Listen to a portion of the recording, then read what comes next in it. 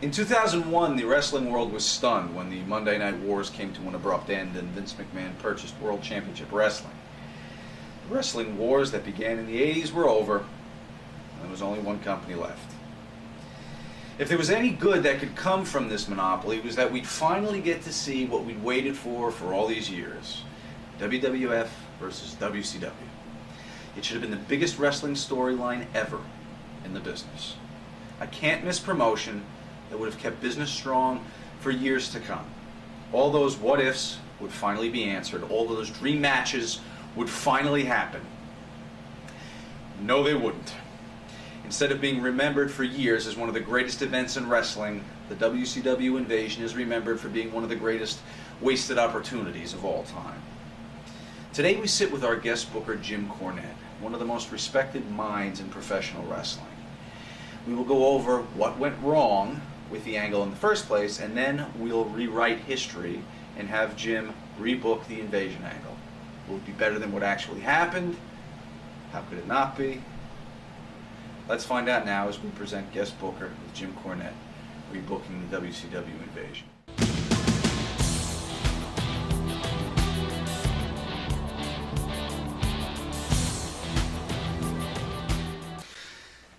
In talking about the WCW Invasion and all the things that went wrong and could have been done differently and salvaged potentially one of the biggest blown opportunities in the world of wrestling, we thought we'd get somebody who we'd have to pry that information out of and really just kind of coax to express how he feels about that and what he would have done differently.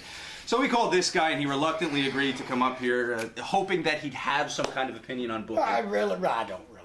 We'll see what happens. I just kind of go with the flow. Yeah. We'll talk a little bit, and if you want to expand, you expand. Yeah. We'll be here tomorrow. Jim Cornette. Everybody knows that. Let's start with booking. The series is intended to chronicle the minds of all the living bookers while they're wait a minute. While they're with us. And either I'm dead or my watch has stopped. I don't know.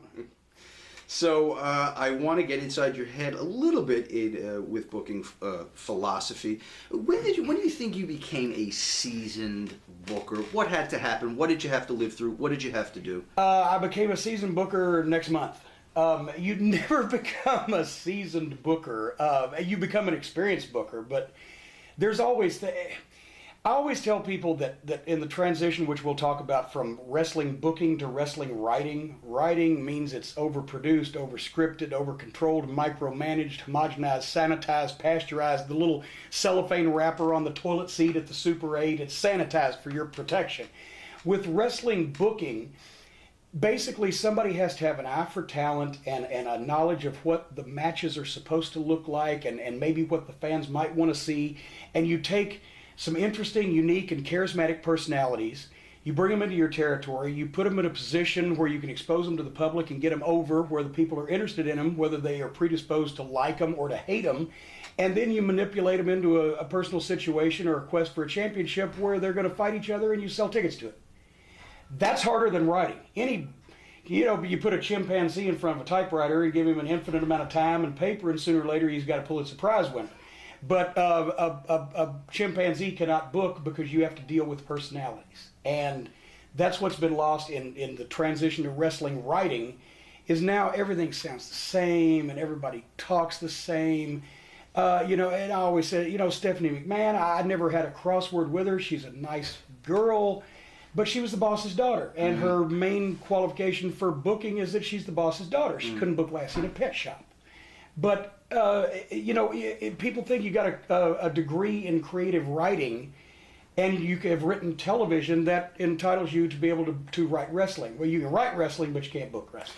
Where did we lose that? When was the emphasis put on writing over booking? When corporate America took over, the TBS buyout, they didn't know what they were doing. Then the territories went by the wayside, and when there was a strong territory in almost every part of the country, the promoter took care of his business in his territory. And all of the promoters together took care of their business all across the country, and you didn't let people reinvent the wheel or fix what wasn't broke or whatever, tired cliche you want to use. And then all of a sudden, everybody got involved. and everybody can be a promoter, and everybody can be a booker or a writer, and everybody can be a wrestler practically anymore. And all of a sudden, it got very, very watered down to where, and then, television took over, and you have to serve the demands of television and pay-per-view and networks, and it's just, wrestling got too big for its own good. And at the same time, it constricted and got real small. You were a wrestling fan growing up. When did you first become aware that there was a booker pulling the strings, that there was a master of puppets behind what you were seeing? Probably about a week before I actually made my debut on television. No, I'm not kidding with you. I became a wrestling fan when I was 9, and I started as a photographer and teenage ring announcer, gopher boy for Christine Jarrett when I was 14, and did that for 6 years. Magazines and programs and announcing it, etc., and anything that I could do, going poster in a town or a time or two for Christine Jarrett. And I guess the first time I ever heard the phrase high spot, I was in the locker room at Channel 5 TV for my first week of Memphis television. After 6 years, I very seldom was allowed in the locker room. The business was protected. There was no internet. There was no way to I found out about the Blade when I was at ringside taking pictures, and I thought Jimmy Valiant, at first I thought he sharpened his thumbnail. I'm like, oh my God. And then it was slowly these things, if you observe, and I tried to study the matches. I mean, I would anticipate the bumps so I could shoot them. And you were around long enough, I picked up Carney just by having guys talk Carney in front of me so they wouldn't smarten me up. But you really didn't understand that, and that's what made it so much easier to get into wrestling and become a good talent. Because you didn't have a clue shit from Shinola about how this was done or what was done until you learned it the right way when they allowed you in. When they allowed you in and the veterans told you, this is what we do, this is how we do it, more complicated than that, but you know what I'm saying, over a period of time, you learned the right way. But now that every putz with an internet can the Blade and the kayfabe and Mark and Angle and all this stuff and so-and-so's dropping the belt, they figure out what they think wrestling is, and they generally think it's a display of moves, and then it's harder to untrain somebody that's learned the wrong way and then train them the right way than it is to train them the right way from scratch. Would you say that the biggest thing that's absent today, other than the process is different, but there's no drama, it sounds like? Is that where you're going with No, that? there's plenty of drama. There's too much drama. Generally, the drama's in the locker room or in the office instead of on television. Well, look, I'm sorry. It's just, I've had this beautiful girl all night long beating on my door. Finally, at 4 o'clock this morning, I got up and let her out. But anyway, the thing is, there's drama. What there isn't is there's not emotion.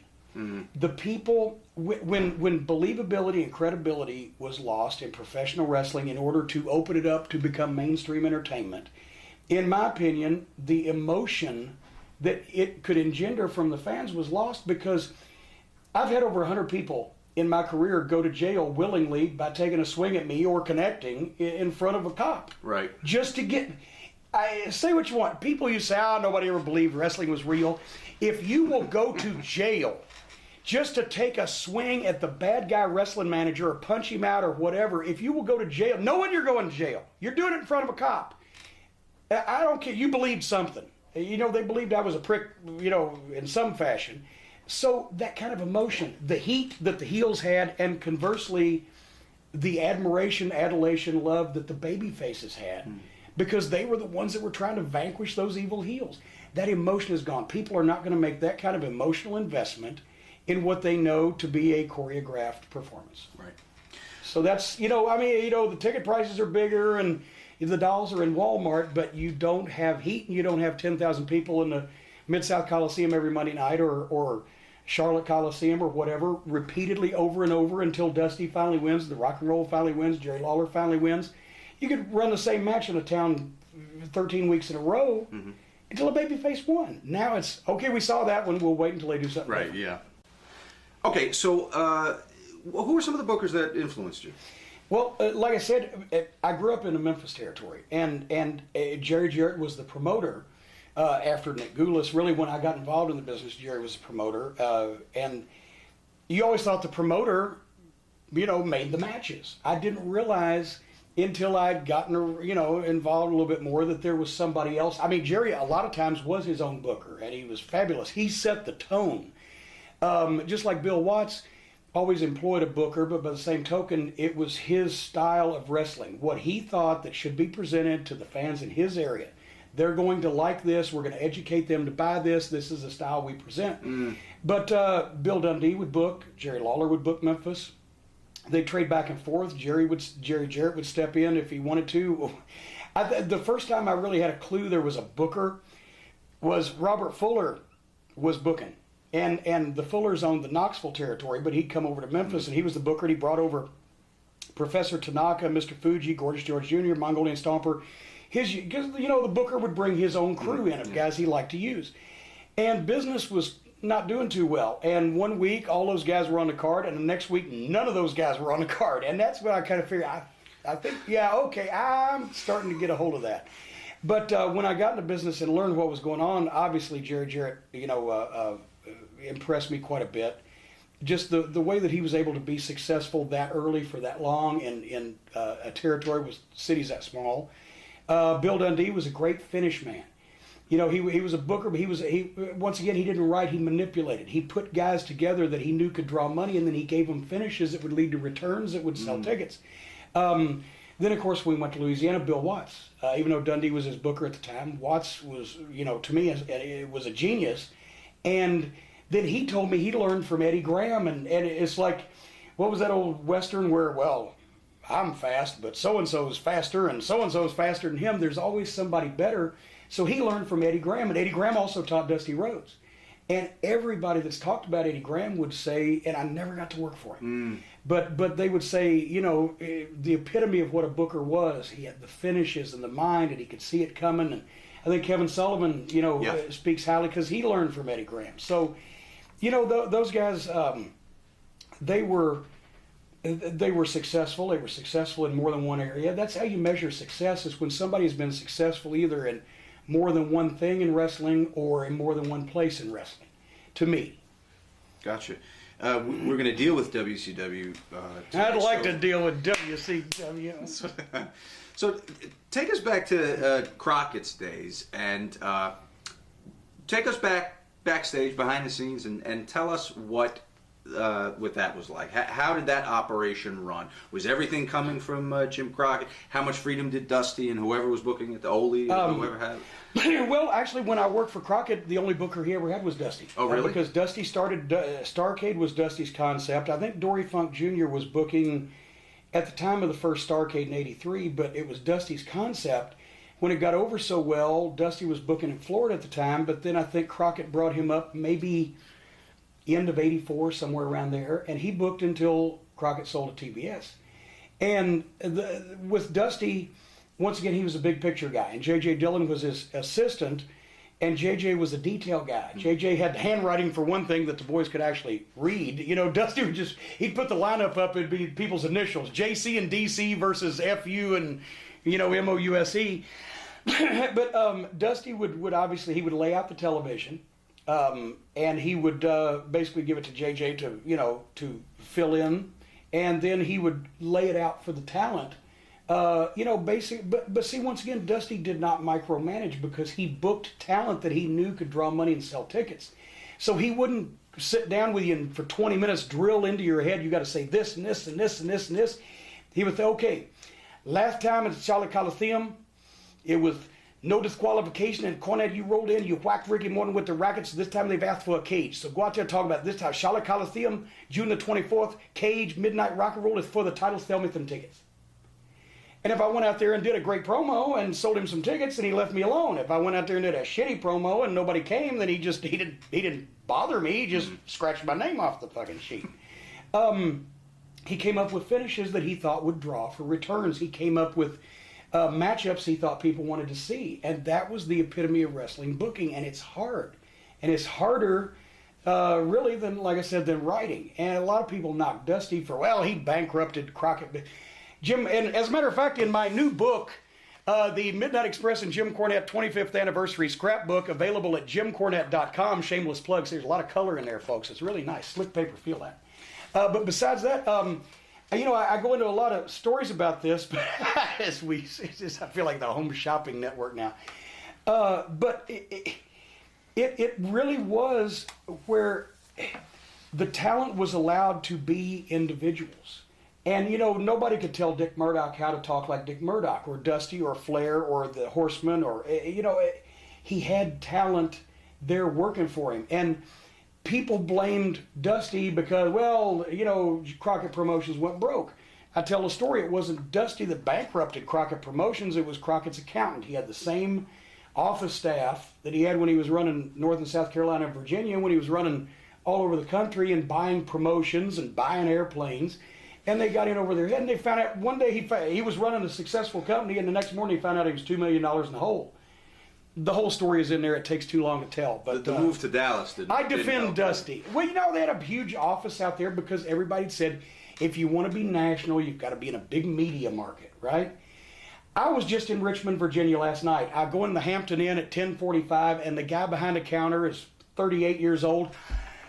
Midnight Express. Last month, I was in Greensboro, North Carolina for 2 nights at a Hampton Inn. Notice a pattern here. I got the card.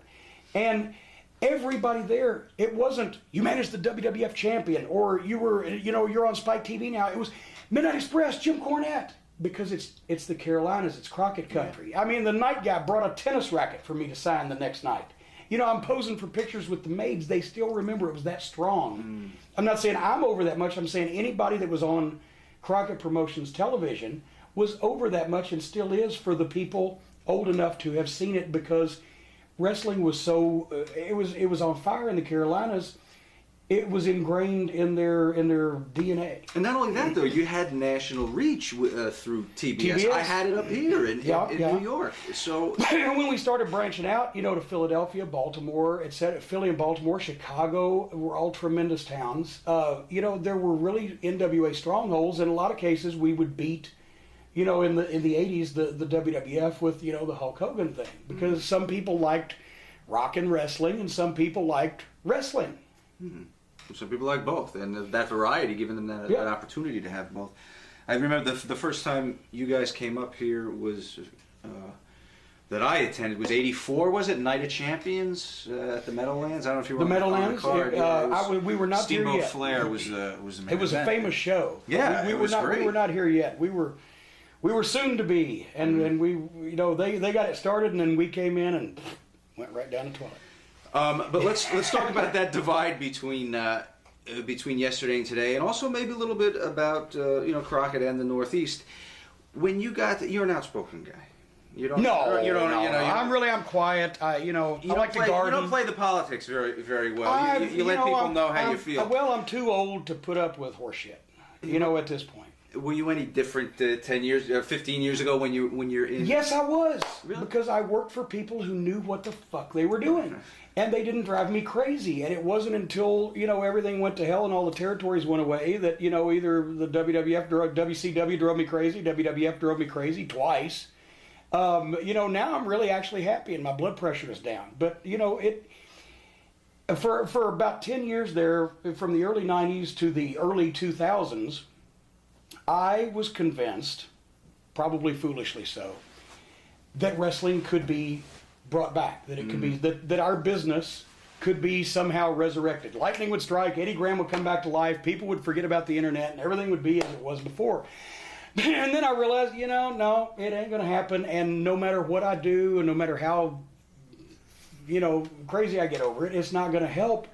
And so then I just say, okay, now I don't really care as much. But, it's gone. But at the time, actually, in the 90s, it was only 5, 6, 7 years from when everything was hot and buildings were drawing huge crowds and people were watching wrestling on television and a lot of guys were making a lot of money and nobody was, dropping over dead. Nobody had bad publicity. There wasn't all this horse shit there is now. And so it could reasonably have been assumed that, maybe we got off our path there for a little while, but we can come back. But now everybody knows everything. All our tools have been taken away.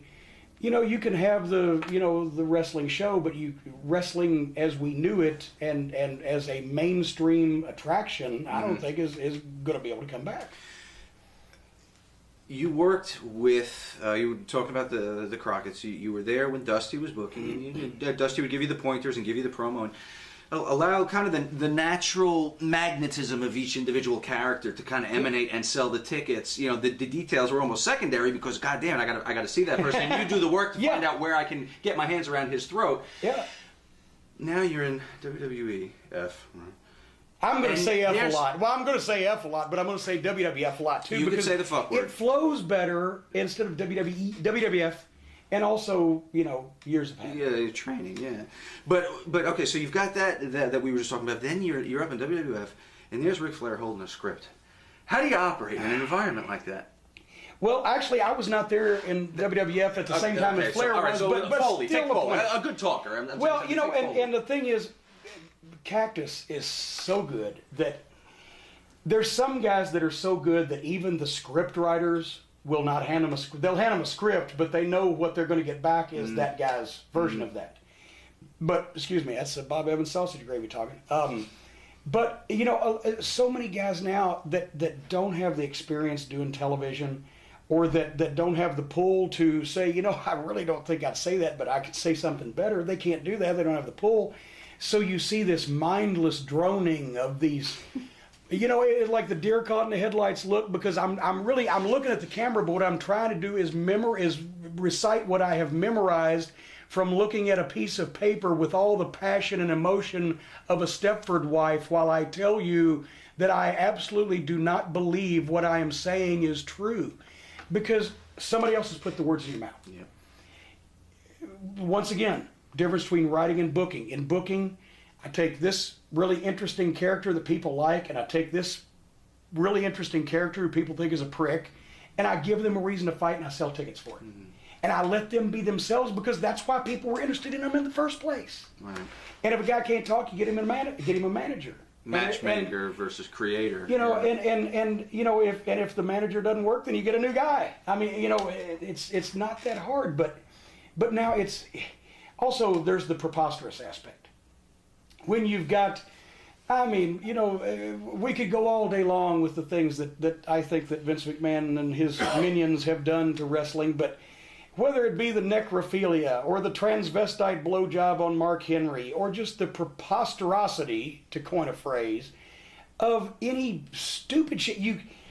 Wrestling operated on one basic principle. Don't do anything if it couldn't really possibly happen. It might be far-fetched. Jarrett was a master at it. No matter what kind of crazy, insane bullshit was going on, it actually was rooted in enough logic or something. You just thought, these are crazy people. Mm-hmm. You didn't think it's phony people doing this shit to get a rise out of us. You thought, these are crazy people. Mm-hmm. They're really crazy. And in most cases, they were. And crazy in a good way. Maybe not so much anymore. Crazy in a bad way. I don't know. Let's create here an imaginary great booker. What do I have to throw in the stew? Oh, geez. Insanity. Lots of black tar Mexican heroin. No. Once again, I think, and by the way, at JimCornette.com, as a matter of fact, the Cornette's commentary that's up as we speak, of course you won't see it now, but I'm sure it'll be archived, is my take on the difference between wrestling, writing, and booking. Boy, I'm going to plug this thing for all it's worth. A great booker, once again, can pick great talent. And a great booker knows what talent complements each other to work the magic in the ring and draw money out of it. And a great booker has restraint and knows when not to hotshot. Because in this business, every period of hotshotting in a particular territory has been followed by an equally long, if not longer, period of drought where business was down. Because once you do everything you can do, you numb and immune the people to your angles and injuries or whatever, which is what the hardcore wrestling fad did, and I'm sure we'll get to that here in a little while also. But, you know, it used to be, you know, if a guy the heel took a roll of quarters and punched a guy in the mouth and the quarters flew and he went down, he came up, he's bleeding, my God, you run for 3 months with that. I mean, you know, a guy goes to the hospital, whatever, he gets stitched up. Now they see people fly through flaming furniture with thumbtacks and broken glass stacked on it with the AIDS-infected hypodermic needles ringing the, you know, and then you go to break and come back and, well, here comes a midget match. oh well, can't grieve forever. You know, it doesn't make any sense. What we've done is we have taken a business where grown men pretended to hurt each other but really didn't, and people believed that they were and paid to see it, and turned it into a business where grown men really do hurt each other and nobody believes they are, and fewer of them pay to see it. Funny Who's thing. the marks? Who's the marks? You said something very funny. It's so true. One time, I don't know what event you were talking about. It might have been an indie show, actually, where somebody actually got hurt and by being tossed outside the ring. Didn't grab the rope, whatever, got hurt. And everybody stopped. The workers stopped. The ref stopped. And you said, why the fuck didn't you count him out of the ring? He's supposed to be hurt. Yeah, well, because it wasn't the finish. Right. So they don't know what to do. Yeah, but that's Or such you a great see- commentary on today's... Guys are going overtime on television, right? Or overtime at a house show. I was at a show the other night for an old friend of mine that's running Charlotte, and he asked me to come over and take a look, and the match is and it looked like it was just going on forever. I mean, I had a birthday watching this match, right? And it was really, I'm not going to name any names because I don't want to embarrass anybody, but it was so bad it was hurting the fans' feelings. And so the promoter actually gets on the microphone and says, 2 minutes left in the match. And they realize, oh shit, he's telling us to hurry up. So instead of going home, instead of ending the match, what did they do? They went into the same series that they had planned when they sat back in the locker room. Because they had to get their shit in, even though the shit they got in so far was some pretty shitty shit. They had to get their shit in before they could just, small package, sunset flip, just get out of there, 1, 2, 3. But no, they go in this long Who Shot John bunch of bullshit leading up to this spectacular finish. You know, fucking crickets chirping. I saw 3 fans bring back the tickets they bought last month. And because they didn't know how to do it any other way. They had to, well, we talked about this. The fans weren't in on the meeting. They didn't know. They wouldn't have been offended. I don't think they'd have been offended if spontaneous combustion had happened. It all caught on fire, but that's a different story. And they wouldn't have known what was to come because they hadn't seen it either. Well, real funny booking story with you before we finish conclude this chapter. I don't know what you were booking for at the time. I don't know why It might have I been an was either. indie thing. It might have You been an said indie what? I thing. thought you said why I was booking. No.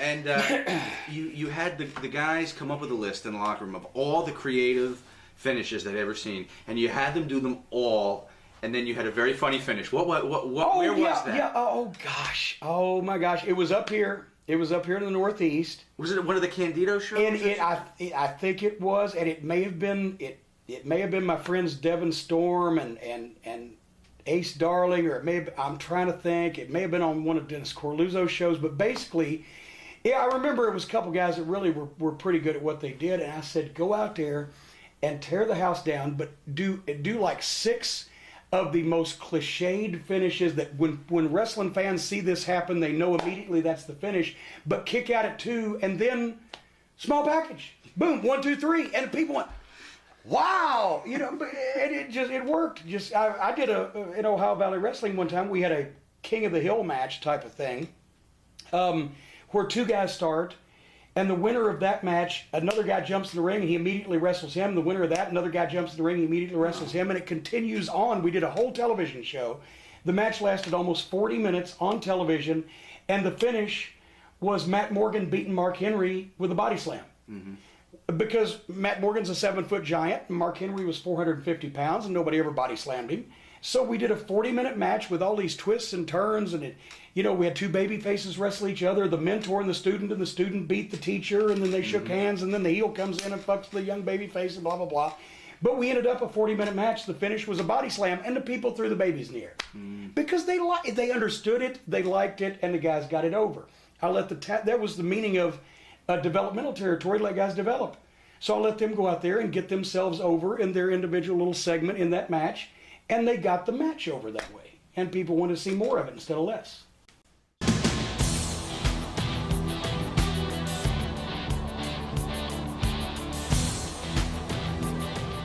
So let's paint the picture. 2001 WCW. Who's in charge of creative over there at the time? I don't have a fucking clue. And well, no, and now before I, give people the impression that I'm speaking of stuff that I don't know anything about, let me say I don't know anything about it because in 1999, July of 99, I moved back to Louisville, got out of Stanford, was paroled from the Titan Towers, and Briefly, it was my deal.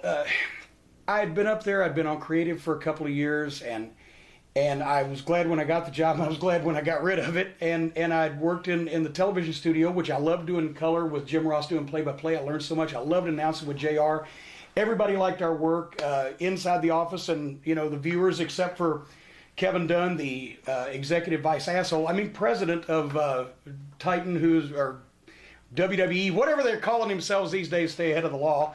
We were too southern together, because they got that southern thing going on, because the whole world revolves around New York and Connecticut, and everybody else just follows suit, So they split us up, and I was working with the third-party promoters and scouting talent, and I really enjoyed that. But at the same time, I was living in Connecticut, and I was in jail in Baton Rouge one time. I enjoyed that just a little bit more than living in Connecticut. So they were training guys in a warehouse, and in the warehouse at the TV studio, Tom Pritchard was working out with Sean Stasiak was there, and Kurt Angle started out in the warehouse, and a bunch of guys that name some you'd know, some you wouldn't. But there was the sawdust fumes when they were building sets, and the guys that dubbed tapes would stop by. They'd be eating lunch and watching the guys work out, and it was just a cold, dry, feedbackless atmosphere. And every once in a while they'd do a spot show in Massachusetts. And I went to Jim Ross because I'd gone back home to Louisville and run into Danny Davis, my old friend, who I'd managed when I started in Memphis in '82, and he had opened up a wrestling school in Louisville that had become somewhat successful, to where that he started running house shows, little spot shows, and then he got a television on a low power station, and he was doing things on a shoestring, but he could train guys, and it was successful, and it was also in my hometown, and I knew it could be more successful. So I went to Jim Ross and I said, it's only a matter of time, because I've run through a number of things here that they have me doing, and for one reason or another, either, me and Vince Russo butted heads in the creative thing, and me and Kevin Dunn butted heads on the TV thing, and also, one of these days I'm going to prison because I live in Connecticut, and I'm going to flip. How about if I move back to Louisville and we start an official developmental territory? Because they've been sending guys to Memphis to work for Lawler, to work for Randy Hales, but they were only running 3 shows a week or so in the live TV, and there was no place for guys to go to school there. It wasn't full service.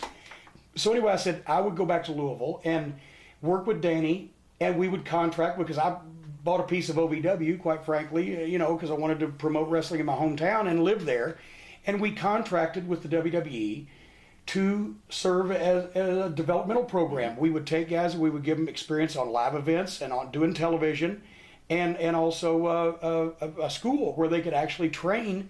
And that way we could restock the shelves, because when the territories went away, the training ground went away, and you had inexperienced talent. Guys were getting hurt, guys weren't ready for prime time, whatever the case. Let's start this now, because in 5 years we're really going to need it. That's what I said in 1999. Well, we started it, and with Jim Ross, who understood wrestling and who understood how to relate. I'll tell you a story that Bill Watts told me that illustrates how Jim Ross would work with you. Bill Watts said that Vince McMahon Sr., back in the 70s, 80s, if he wanted, let's say, Bill Watts' top heel was Waldo Von Erich. If he wanted Waldo Von Erich, Vince Sr. was going to get Waldo Von Erich, because the Northeast, Madison Square Garden, he could pay guys more money than they would make in most other territories. So if he wanted a guy was going to go. But at the same time, he didn't just rape every territory of talent. Wish his son would have followed suit. What he would do is he'd call Bill Watts. He'd say, Bill, I really need Waldo starting TV on September 20th. Can you make him available for me? Well, of course, Vince, I'd be glad to. Thank you, Bill. I'll give you an extra week of dates on Andre. Andre, right, sure. And then there's a week of sellouts in the territory. So you worked together. Jim Ross understood that we were running our own business, and that we had to sell tickets, and we had to make some money to pay the bills and keep the thing going, so that we could contract WWEF for this training service and develop these guys. So he would give us a few weeks' notice if somebody was going to be called up, or if somebody was going to start going on the road, or if somebody was being sent down that we need to take a look at. He had his shit together. It was very easy to book talent with Jim Ross, because if Jim Ross said that somebody was going to be there, they were there. Even if the WWE had to go to expense to get out of something that they had gotten into because they'd promised, they'd given their word. We ran between summer of 2000 and summer of 2001, 3 shows at the Louisville Gardens that drew a combined over 11,000 fans paid and over $150,000 at the gate. We partnered with Clear Channel Radio. We had sponsors. The sellout, the Christmas Chaos Show 2001, which was actually the show so nice we had to promote it twice. We had a date booked December 13th, 2000. Snowstorm came. Nobody could get there. We postponed it till January 31st, same card, and still sold out. Everybody kept their tickets. Nobody got refunds. More people came. Anyway, we paid Steve Austin $25,000 to come down and do a live interview with Jim Ross. And Kane was the main event against the Leviathan, who was Batista. Because we trained in that period of time, Batista, Randy Orton, John Cena, etc. We were a successful local promotion. We weren't going to get any bigger, didn't want to get any bigger. We wanted to do just what we were doing and get our sponsors locally and draw houses. So Jim Ross would book these guys and we would pay them well to come down. And then also it was a place where Jim Ross could say, you need to lose weight, or you just got out of the hospital from surgery, you need to get back in shape, or you need to get your wind back, or we need to take a look at you. Then they'd come to Louisville and work for us for free because it was helping OVW, but it was also helping the WWE, and it was helping the guy that came down and did that. And they'd stay on the payroll in Connecticut. They would stay on the payroll. They were paying them, but you know, we paid guys when we featured them and made money off of them, or when we were providing the service that we contracted to with the WWE, they were sent down to work for us, and they were paying them. But we worked together. There was all kinds of different ways you could do things. When JR started slowing down and deciding to move back to Oklahoma, and they started grooming, like grooming a werewolf, to groom John Laurinaitis for JR's spot. He couldn't hold his jock, so now he's walking in his shoes. Laurinaitis didn't know what the fuck he was doing. I'm sorry, John, you know you're a complete fucking idiot, and you're a liar. You know, he would... Then we started... The thing is... Does anyone like him? No, not in the world. No, I haven't met anyone. His own mother slapped the stork that delivered him. They would take guys and they would fire them out from under us. They'd be working for us. We'd have championship belts on them, and one day they wouldn't show up, and we'd get a call from the office. Oh, we had to let them go. Well, are they going to come back to finish up? Oh no! Once we fire them, we give them their notice. We don't let them work anymore because if they get hurt, then we got to pay them until they're well because we can't fire people that are injured. So they wouldn't even give us the call saying, hey, you better, wind so-and-so up because he might not be around too long. They'd just fire people and we'd never see them again. Or they would send guys to us. They'd call us up on Tuesday. Yeah, we're sending so-and-so tomorrow for television. We need you to use them on TV. I can't. TV's written. Well, stick them in. I can't stick them in. I've had the fucking show written. I do this myself. What do you think? We got a fucking crew down here that re-racks all this shit on spur of the moment notice? Why didn't you call me 2 weeks ago? They didn't know 2 weeks ago because they didn't have their shit together.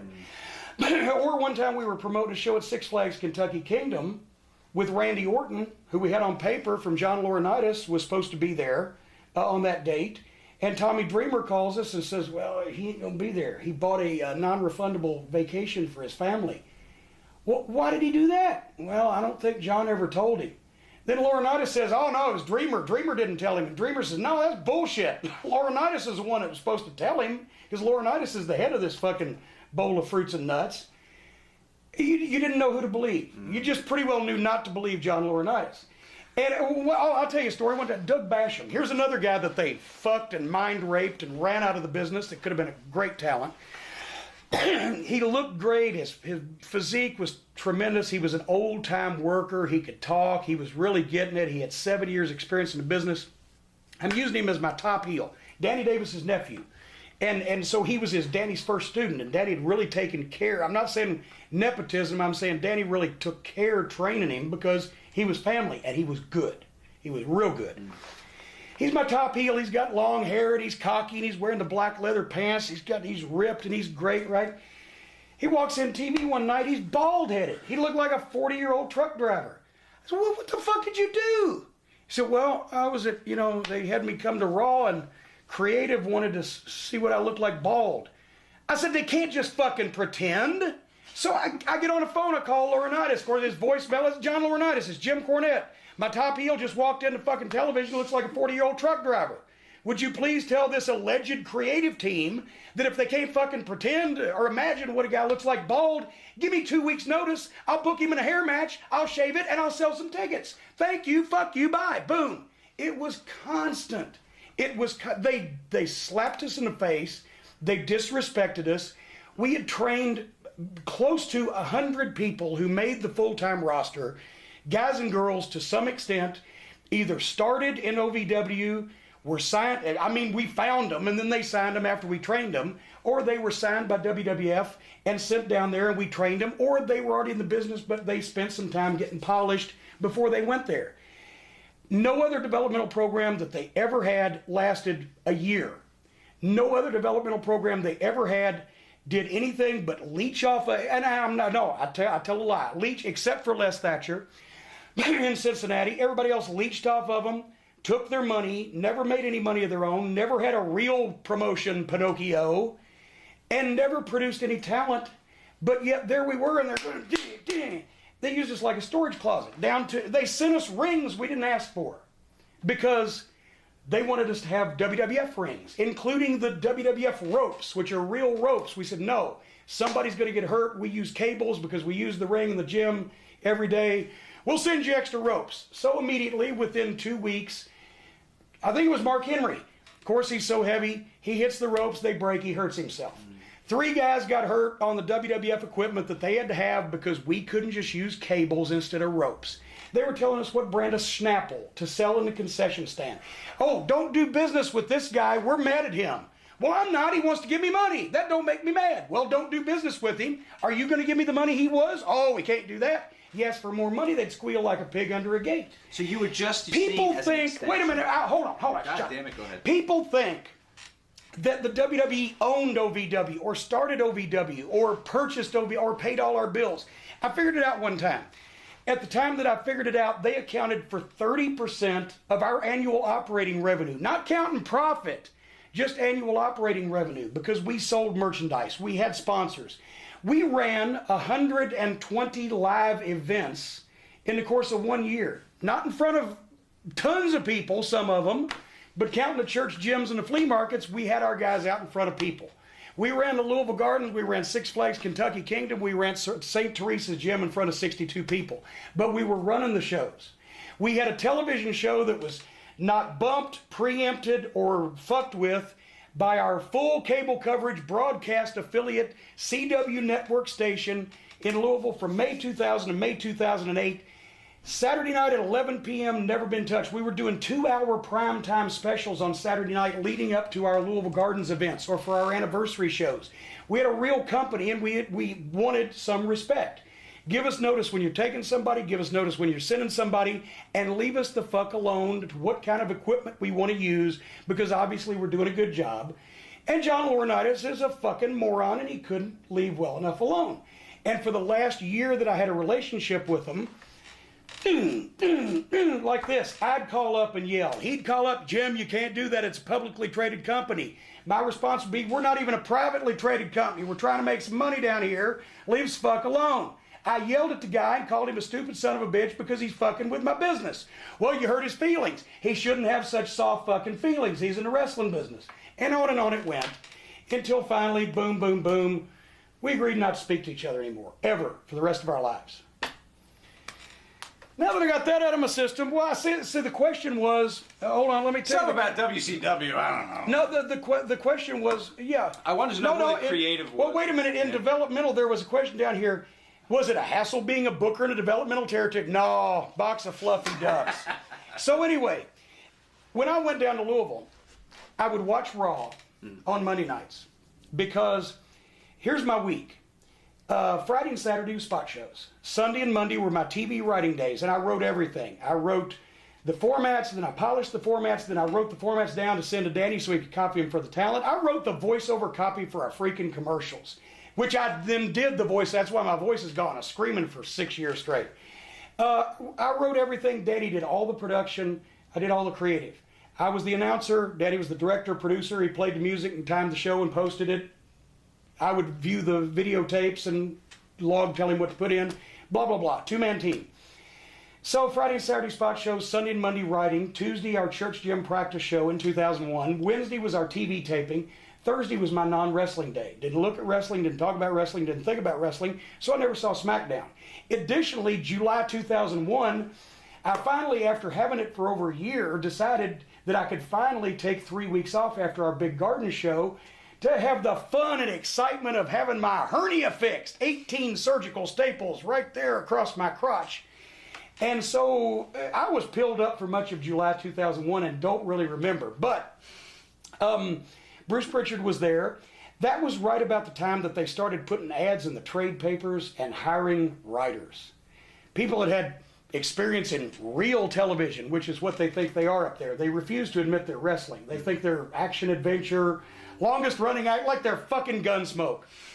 When's the last time Marshall Dillon ever pulled a chain out of his fucking pocket and hit the fucking outlaw bad guy? Or they think they're I Love Lucy.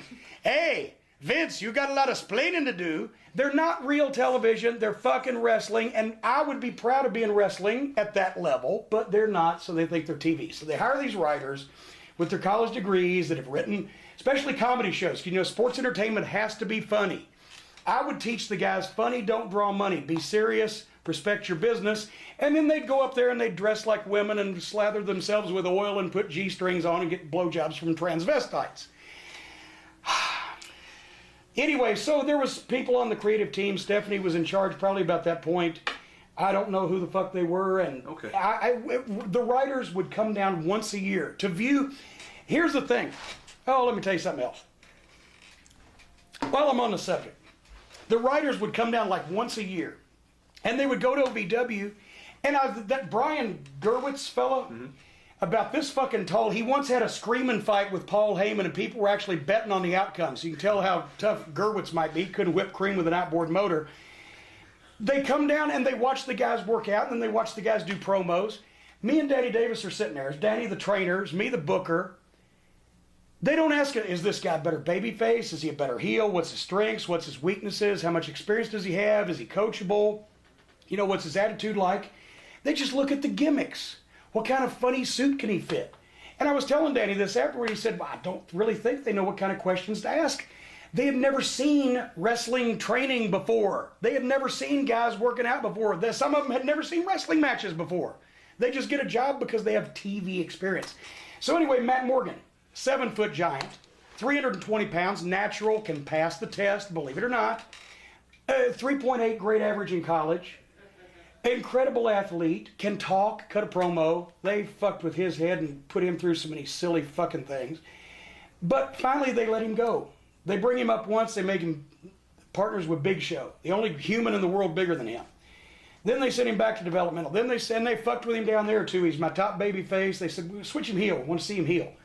What am I going to have him do? Kill Bambi's mother? How am I going to switch my most popular guy? Okay, so I figure out a way to do it. Then he becomes my top heel. They said, put a mask on him. Let's see if it improves his body language. What? Wow. Put a mask on him, then it kills him off. Once it kills him off, nobody cares about him anymore. Then they bring him up there. Then they made him a stutterer. Remember that? The stuttering goof, Matt Morgan? The guy is the blueprint of the perfect athlete and can cut a great promo, 7 feet tall, youngest giant in the business. They make him a stutterer. Well, see, the thing is, he looks perfect, but then you find out he has an imperfection. Well, fuck, that's the kind of shit I usually take back to the mall and get my money back on. But anyway, I digress. They let him go. They told him, well, creative just doesn't have anything for you. He tells this story to my best friend, Kenny Bolin. Kenny Bolin sums it up. Never worked for the WWF in his life. Summed it up in one sentence. Fire the fucking writers! When would Bill Watts or Jim Crockett or Eddie Graham or Vern Gagne or any great promoter in the history of wrestling employ a booker or a writer whose task it was to use his talent, and you're paying this fucking guy every week to work for your company, but then the booker would come up and say, I just don't have anything for him. Hey, no problem. Hey, let me help you with your bag. Get it in the car. Pat you on the back. It hasn't been nice having you. They keep the writers, they fire the fucking talent. Talent is what sells tickets in this business. But the writers think that they're more important than the fucking talent. So they don't have anything for them. Fire the fucking writers. But you can't fire the writers. Because you can't fire your daughter. Well, I was going to say that, but okay, but now Vince is... Apparently we digress together. We digress together. But and I'm not that kind of guy. Who's had the business in his blood and in his family forever, and here's a guy who was schooled properly on the product. Why is it happening? I don't know. Trying to explain Vince McMahon would Sigmund Freud would jump out the window. At times you love Vince, at times you hate Vince, at times being around him you develop a twitch. Sometimes all three happen at the same time. But I haven't been around him since 1999, except the occasional visit here and there. I don't know what's happened. I know that he was always ashamed of being in the wrestling business because he would call it, at first he invented sports entertainment as a way to con the advertisers. You're not buying that low-class wrestling that you think that, everybody's toothless trailer park trash that watch. We're doing something new. That was to con the advertisers. That's fine. I'll work with you. But then everybody he's hired in the company since then, they tell them that, and now over 15, 20 years, they believe it. When's the last time that somebody, Bob Evans again. When's the last time somebody said to you, hey, did you see the sports entertainment matches on TV last night? Hey, did you get your sports entertainment tickets yet? Are there sports entertainment at the Coliseum tonight? It's fucking wrestling. But wrestling in New York has always been somewhat clownish. It's always been cartoon. Had to be more serious down south. Smaller population, shows ran more often. Had to be serious, had to go on heat. In New York, it's all the Indians and the Cowboys and the fucking, Zabada and the fucking Fernum and whatever. And it was somewhat cartoony, but he took it to a whole new level because it became, instead of the Boston Celtics, it became the Harlem Globetrotters. It's still played with a basketball on a court. It's just completely different. And the Globetrotters don't play 71 home games or whatever. So anyway, what were we talking about? Do you have any fucking idea? Invasion. Were we really? Invasion. Shit, I'd like to see that. I'll get us back. What'd they do wrong? Oh, Christ. Good night. I'm leaving. Go ahead. What'd they do wrong? Go ahead. I'll do the spit take. The king is dead. Everything. I mean, here, the key, you've got to understand, the key is, and I wasn't there, but I could hear him talking in his ear because I've gone through it. Kevin Dunn, when Mick Foley decided to do Cactus Jack, or they decided to let him, in Madison Square Garden for the first time. Cactus Jack had never been in the WWF, so Kevin Dunn was convinced that Mankind was a big star, but nobody knew who Cactus Jack was. Well, nobody's going to know who Cactus is. It's just Madison Square Garden. As soon as the music hit and he came out, the place blew because they were wrestling fans. Terry Funk, Chainsaw Charlie. When he comes out in Madison Square Garden, Kevin Dunn says, well, wait a minute, let me do Kevin Dunn. His teeth go down to here. Have you ever seen this fucking clown? Yes, I have.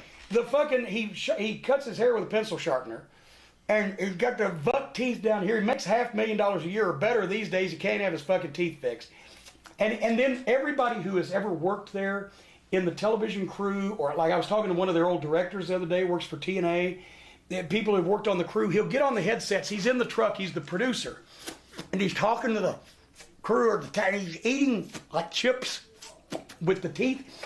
So anyway, he said, Terry Funk hasn't been here in 15 years. Nobody's gonna know. As soon as Terry comes out with the chainsaw and the fucking pantyhose on his head and starts doing that left kind of lopey walk around in a circle, Terry, they will tell Vince, well, Vince, you can't let these guys get over WWF guys because WWF guys are the real stars. These guys from down south, they've been on their TV. A few people may know them, but they're not stars like we have. The first thing about an invasion angle is, if the United States was invaded by fucking Swaziland or, Bogota, Colombia's, the fucking Bogota National Guard, are we shaken? No, if somebody's got nuclear weapons, they're going to hit the fucking button. We're thinking, oh shit, we got to hit them first. That's an invasion. What would happen if H.G. Wells' War of the Worlds, the Martians land, the fucking spaceship opens, and out pops Marvin the Martian with his cosmic ray gun? Get your invaders over. They won't they think Vince wants to hear, and secretly deep down he does, nobody is as big as the WWF stars, so we can't let these guys look like they're competitive, or we can't let these guys beat WWF guys, or we can't blah, blah, blah. And it just feeds on itself. And having the whole McMahon family thing. The whole reason why this would work, the whole reason why that Hall and Nash and the NWO invading WCW actually is the only angle they ever did in the 13 years they owned the company that actually really did kick Vince's ass, is because people really believe, my God, here's fucking Razor and Diesel, and they showed up and they're going to fuck with the WCW guys. We believe this. That's why that worked. And he wasn't bright enough to see that. 5 years later, he gets the same thing handed to him double, because now he owns everything. He could use anything, any name, whatever. They blow it all off. And nobody's there telling him, Vince, what the fuck are you doing? They were probably telling him the reverse. Well, we don't want those NWA guys, if nobody believes that fucking shit, those guys, WWF stars, we know them all over the world, hell. The McMahons owning everything, the Moore McMahon family, blah, blah. It should be a crime punishable by 3 to 5 years in the state penitentiary to let Shane or Stephanie on television just because everybody knows that it's like George Goulas with money. Everybody knows Daddy said sell. Everybody knows the only reason they're on television is because they're Vince's kids, because they didn't do it on their own merits. I like Shane. Not too sure about Stephanie, the way she's run through fucking talent over the last 10 years, running people crazy and driving them out of the business. But the point is, once that Shane owned one and Stephanie owned one and Vince had bought one, but now his family, and there's Linda out there, what the fuck? It's WCW versus the WWF. We've been waiting for this for 20 fucking years. And this is what you give us? He hurt the fans' feelings.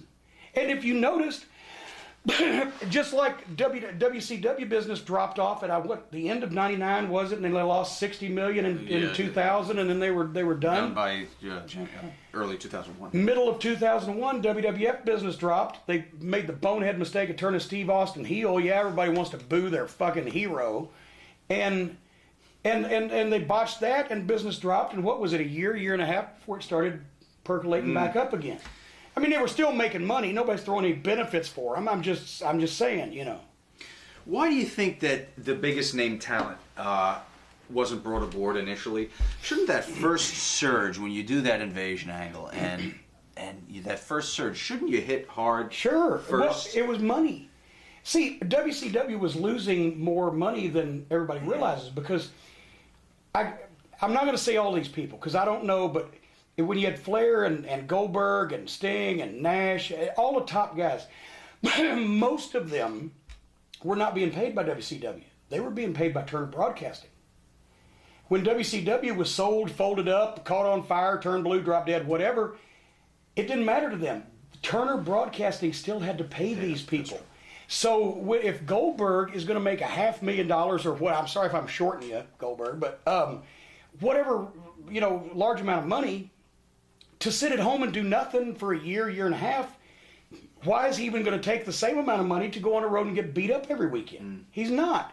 But the thing is, it was penny wise and pound foolish. If you're going to buy this thing and just fold it up, get rid of it, get rid of your competition, fine, just do that. Don't take anybody. Because look what he ended up with. We'll talk about these names in a minute, but my God.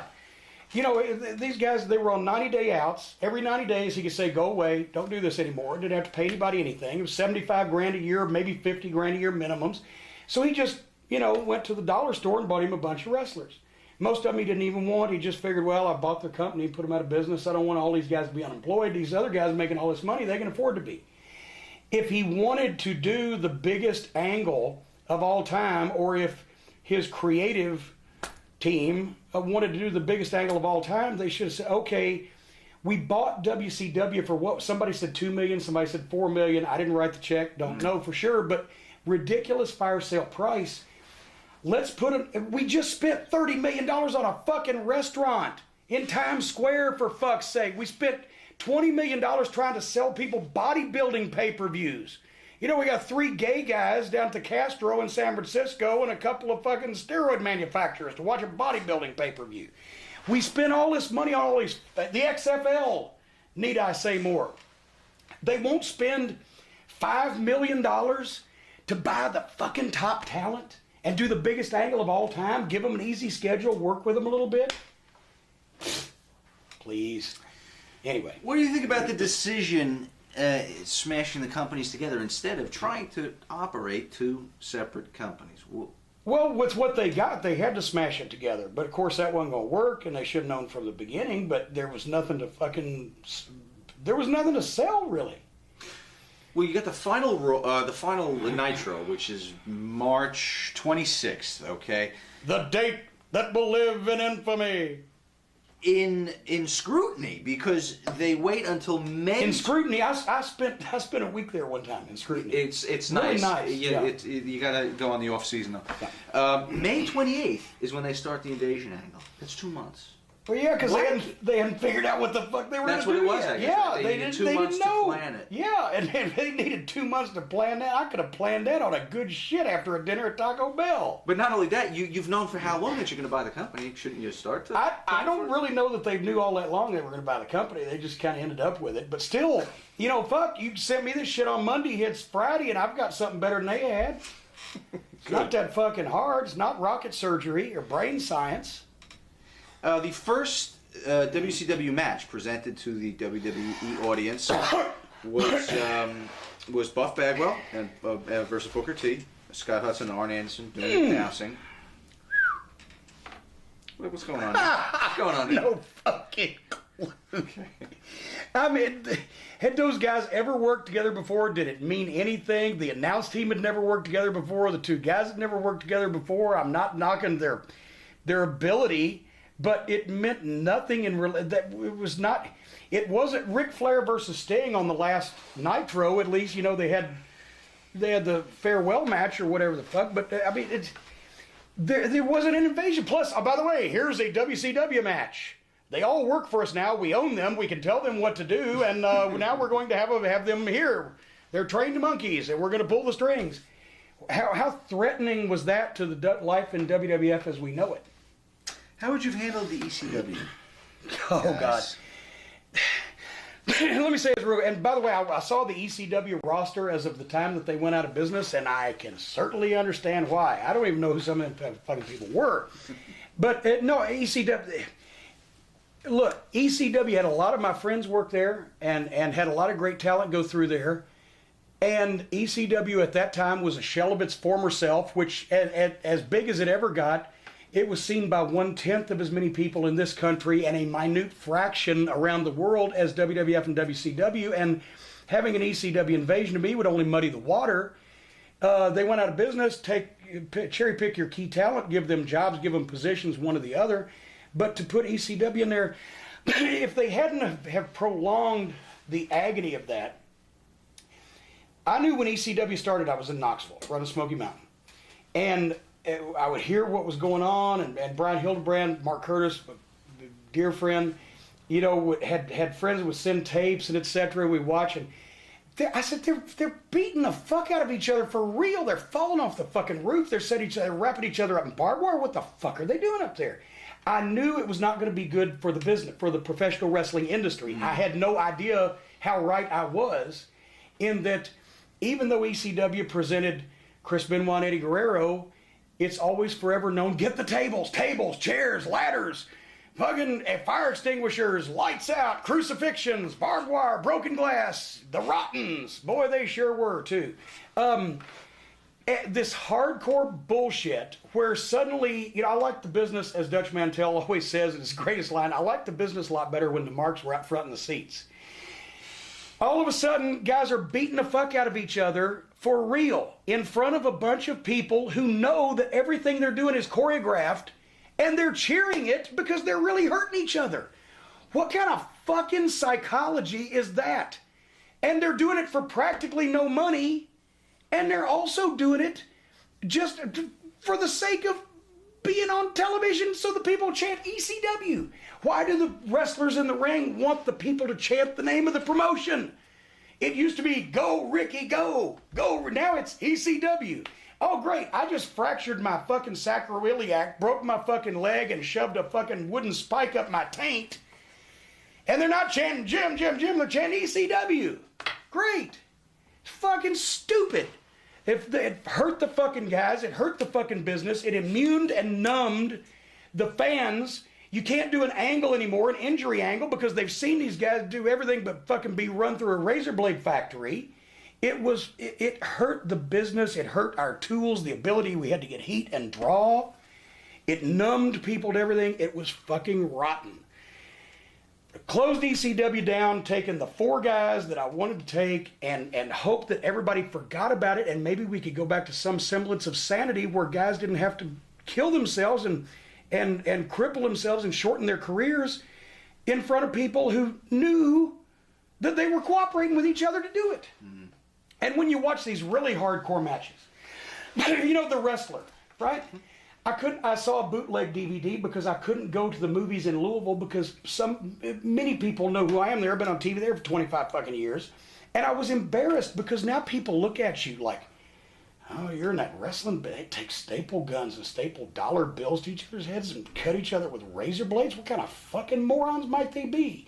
You want to appeal to 200 guys that ain't getting laid that night, that are fucking sitting in a goddamn truck stop parking lot, or do you want to appeal to 10,000 people in a major coliseum because you're an athlete and a performer and you are doing something that most people are not good enough to do? I'm good enough to hit you in the head with a blunt instrument, and I bet you that you will bleed when I do it because I'll just hit you really hard. What talent did that fucking take? Now then, when people pay to see that, do they really feel good about themselves when they go home? If they do, then they're the same type of people that fucking molest the cat and kick the dog. I don't want to be around those people. I want to be around the people who went to see a great performance by some talented athletes and some great talkers and some interesting personalities. I don't want to be around a fucking bunch of people that applauded when a guy took a staple gun and stapled a dollar bill to some other guy's fucking head. Much less, I would rather move next door to somebody on the federal sex offender registry, than move next door to somebody in the wrestling business after seeing The Wrestler. Broken down, drug addict, has no family, and fucking slices and dices himself to pieces on fucking weekends for chicken feed. And but there was a success story in The Wrestler. One guy opened a used car lot in Phoenix. Goddamn, what a success story. At least I got something to look forward to in my old age. Fuck, it was embarrassing. Anyway, so go ahead. Quite a commentary on the business in that film, yeah. Well, of course... This really is Sprite, by the way. Everybody that all knows these me years, you will hadn't testify. gotten an endorsement from Sprite yet. You've been drinking that shit since I watched that fucking, what was it, the barbecue or something? What was it, the Well, you know Smoking Mountain what? barbecue? Here, Jim Hurd, God bless him, God rest his soul. I'd love to be able to say that for real, but he's not dead yet. I've got my fingers crossed. He got me on Sprite because it's caffeine free. And see, when I was spent 6 months on the WCW booking committee working with Jim Hurd, I ended up being hospitalized with a fucking stomach problem because I was so stressed that I was overproducing stomach acid, which led to the symptoms of a heart attack, and they had me hooked up to the daggum thing, and I thought I was having a heart attack, and they said, prescription strength Zantac and stay away from stress. I said, I work for Jim Hurd, I can't do that. So I quit the booking committee, was fine from there on. No caffeine, no Jim Hurd, I'm great.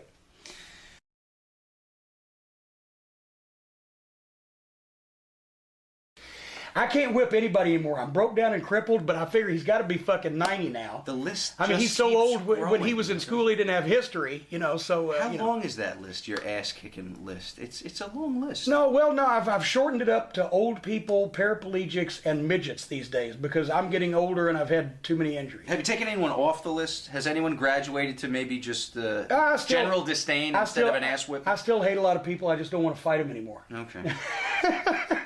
Like Russo hasn't graduated to something else? No, me and Vinny Rue, we're fine now. See, don't try to That's what I mean. That. Hasn't he graduated to a higher plateau? Here's the thing. When we were in the WWF together, our ideas on what professional wrestling were so far apart that they actually almost went all the way around the world and met on the other side. But now, I follow that not taking it so seriously method anymore. Alrighty. And we speak now.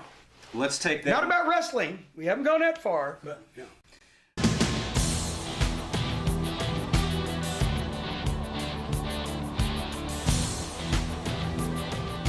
I'm going to give you the champions right now. They'll be coming up on your screen. The World Heavyweight Champion for WCW now. This is at the time of the Invasion. Here's where the titles were. Booker T won it on the last Nitro. WCW US title was also Booker T. The tag team titles were Chuck Palumbo and Sean O'Hare. The cruiserweights was Shane Helms. Now, those are the 4 belts that WWFE kept. WWFU. The FU.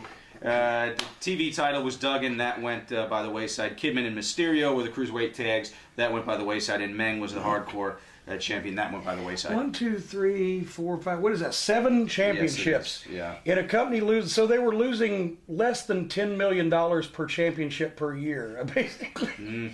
I'm not knocking the talent. Here's the thing. It is amazing. WCW had 20 stars and 20 real good talents and 40 fucking schlubs on the roster. But the problem is, it wasn't the talent's fault. I know from being there in 89 and 90 that, I said at the time, if Jim Hurd had Hulk Hogan, he couldn't have drawn a house with him because they'd have figured out some way to fuck that up. Bischoff had an accidental epiphany of buying up recognized stars and doing an invasion angle, and it worked, and he didn't know how to follow it up. There's Bischoff right now knocking on the door. He's going to serve you with some kind of papers. And it's a shame because, did Turner Broadcasting suffer? Did any executives get fired for mismanaging this company so badly that in 13 years they owned it, it only turned a profit too? No. They kept making their inflated salaries, and all these fucking wrestlers were out of business. Even though they went in there and beat themselves up every night until some of them, frankly, decided it wasn't worth it and slacked off because nobody cared anyway when they did that, so why should they kill themselves? But you know what I'm saying. Mm-hmm. Let's go. Let's do it to it. The floor is yours, Jim. All right. Before we talk about rosters or anything, here, to me, if anybody disagrees, please, I encourage them to write, call, email, carrier pigeon, whatever. Sean here, because I don't want to hear it. No. They got to believe it. They have to believe it. If you are going to do an invasion angle, and in the days when wrestling, as we said, has been exposed and is viewed as just entertainment, or in some cases not even that, if you want to really draw big money, if you want to know why Dana White and the UFC is kicking Vince's ass on pay-per-view, it's not only because it's real, but because it's wrestling. The UFC is professional wrestling without the predetermined endings. They have the grease. Referee's got oil on him. They had that one. They had the double knockout finish where they both hit each other at the same time. They both go down. The reason why these are old, trite, cliched wrestling finishes is because they legitimately at one time did happen, or they legitimately could happen, but they've been done to death in wrestling by bookers and talent throughout the years who just couldn't come up with anything else and decided to just go with the same old shit, which happens to everybody, and it's even happened to me. But the UFC is professional wrestling with guys that aren't allowed to trash talk each other.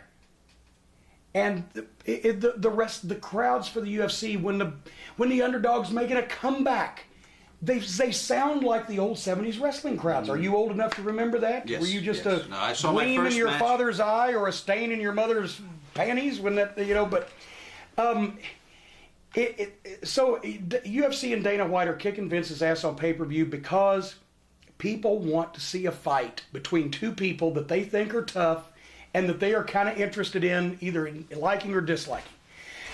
So the first thing is, if you're going to have an invasion, they have to believe it. Now, in the days of internet and exposés and etc., how do we make them believe something? Not all of it. They don't have to believe that everything's real. They have to have a doubt. A smidgen of doubt, the suspension of disbelief. If Vince McMahon had come out on March 26, 2001, at the end of Raw, fuck Nitro, put a Mighty Mouse cartoon on that night. Actually, put on something that says turn to fucking Raw. I don't know how they would have done it, but they just showed Raw. The last half hour of the show, Vince McMahon comes out, and he says, I have finally done it. After 17 years of fighting a war with those reprobates down south. Ted Turner, billionaire Ted, I squashed you like a bug. I own it all now. Me, Vince McMahon, I own wrestling. I have purchased WCW. Boo, hiss, whatever. Because Vince, for all anything else anybody can say about him, is one of the great heels of all time on television. And in person maybe sometimes too.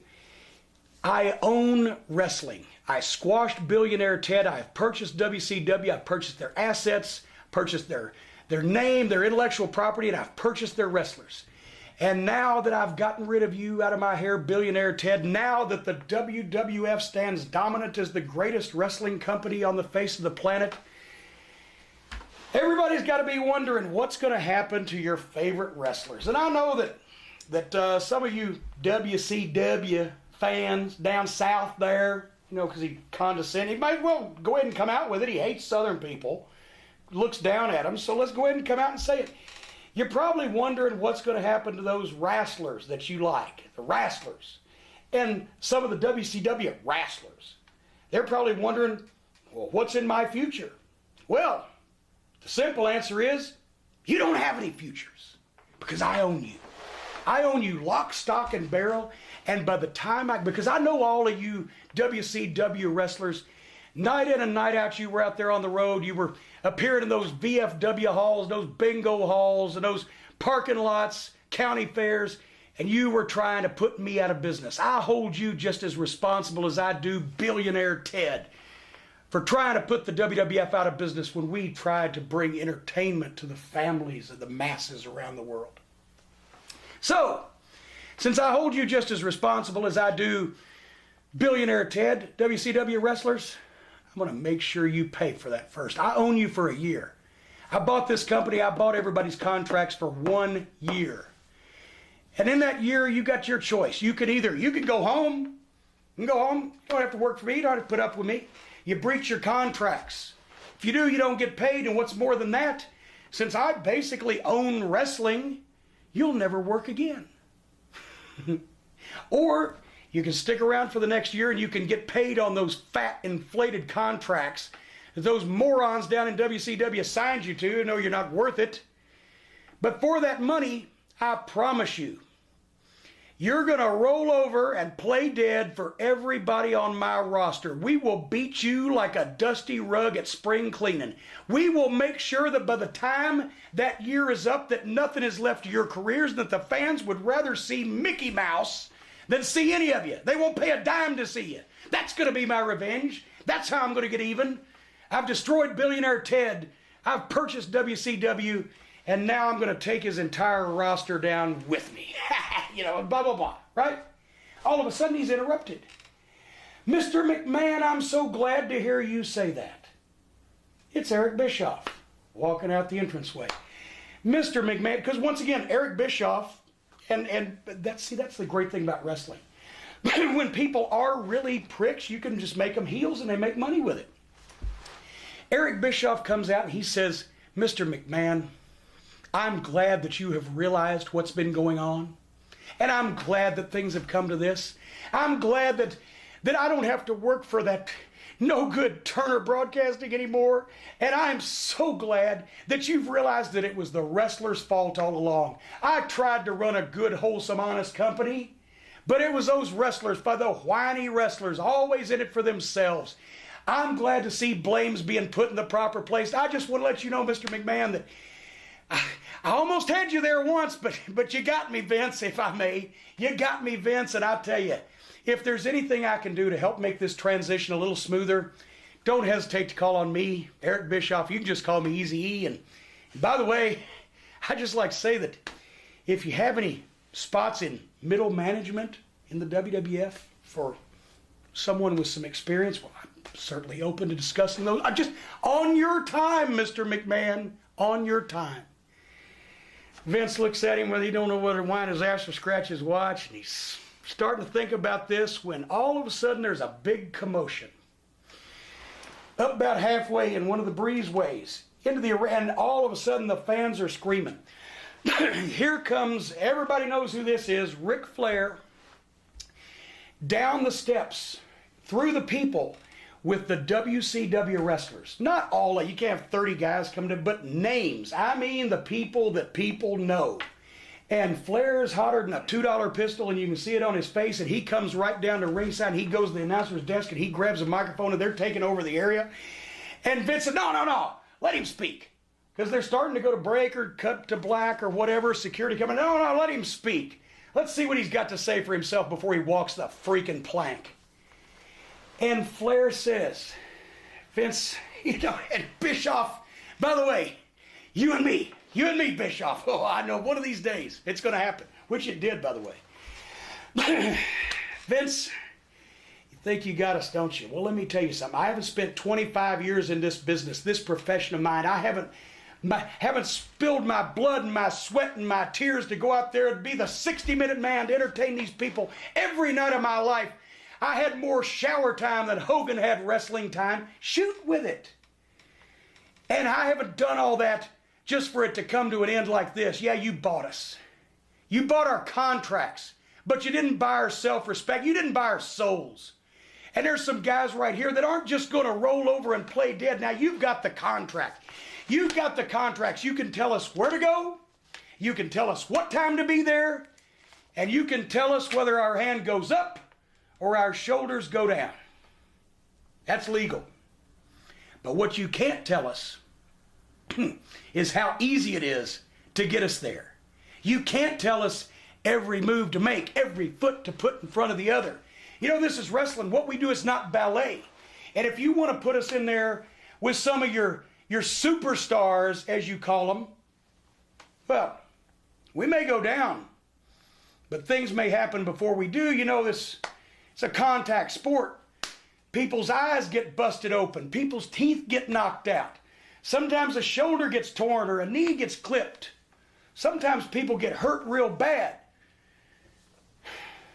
Well, are you willing to sacrifice or to risk all the money you've got tied up in all of those pampered pretty boys that you fly around and you buy limousines for while we've been busting our butts night in and night out, time in, time out, town in, town out, city to state to country, for 20 years, some of us?